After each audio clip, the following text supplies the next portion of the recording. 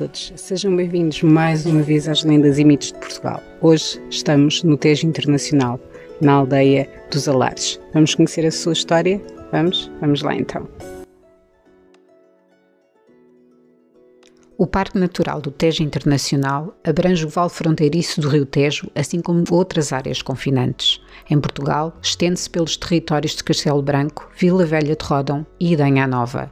De caráter selvagem, dando-lhe uma beleza especial, surgem em certas encostas afloramentos escarpados, formando gargantas rochosas. É uma área extremamente importante para a preservação de certas espécies de aves, como a cegonha preta ou a águia imperial. No final do verão, somos brindados pela brama dos veados. Os grifos surgem das suas colónias de nidificação e, por entre a vegetação típica do meio mediterrâneo, vemos o que resta da aldeia dos Alares. A origem desta aldeia remete-nos até às invasões francesas. Com medo dos franceses, a população fugiu para os campos, sobretudo as mulheres e as crianças. Terá sido por esta razão que as famílias que fugiram de Malpica do Tejo e Monforte da Beira começaram a cultivar às escondidas a região fértil e inculta, compreendida entre o rio Aravil e o rio Tejo, já no limiar do Rosmaninhal, obtendo boas e proveitosas culturas. Era um esconderijo perfeito. Ainda hoje, os caminhos são difíceis e é surpreendente ver tantas casas ali. Em poucos anos criaram-se os 3 povoados. Todos eram iguais. O trabalho era duro, mas rendia e, acima de tudo, não tinham de pagar nada pela utilização das terras.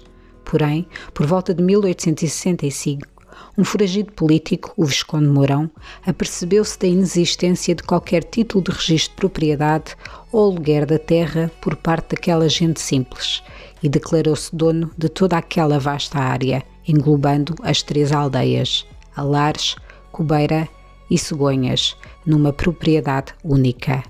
Os habitantes aceitaram a situação sem qualquer protesto ou desafio e começaram a pagar o foro anual ao Visconde. Os primeiros problemas surgiram apenas em 1920, quando o Visconde e o seu filho morreram, e os seus herdeiros comunicaram imediatamente à população das 3 aldeias para abandonarem os seus terrenos, casas e pertences. O povo decidiu recorrer à justiça do governador civil de Castelo Branco, que os aconselhou a permanecer nas aldeias até se comprovar a propriedade, à altura tida como duvidosa. Sem se entenderem entre si e receosos da descoberta da sua ilegítima apropriação, os herdeiros decidiram vender os terrenos. A 6 de outubro de 1923, a família Mourão vendeu através de escritura todas as terras habitadas pela população daquelas 3 aldeias, a 605 habitantes do Rosmaninhal. Foi esta escritura que lançou o povo do Rosmaninhal contra os 3 povos, numa luta de cerca de 3.000 habitantes do Rosmaninhal contra cerca de 1.200 habitantes repartidos por 3 povoações distantes umas das outras, o que lhes dificultou a vida na hora de se defenderem.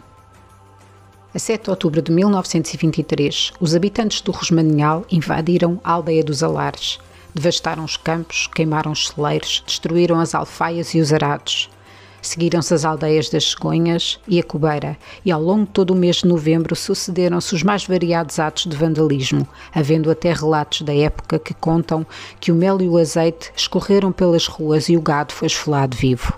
Ao longo de vários anos sucederam-se esses atos de pilhagem, roubo e vandalismo puro, envolvendo a destruição de culturas, a morte indiscriminada de animais e ameaças de morte a homens, mulheres e crianças. A população das 3 aldeias, assustada e exausta do conflito, foi aconselhada a abandonar os Alares e as outras povoações. Em setembro de 1924, o governador civil foi levado a intervir para repor a ordem, mas o conflito só viria a terminar em 1930, com a expropriação das terras por parte do governo e a sua distribuição aos diferentes povos em parcelas iguais, num sorteio justo e planeado. Contudo, os habitantes das 3 aldeias acabaram por as abandonar. Venha conhecer o Parque Natural do Tejo Internacional e não deixe de visitar este lugar, património da nossa história.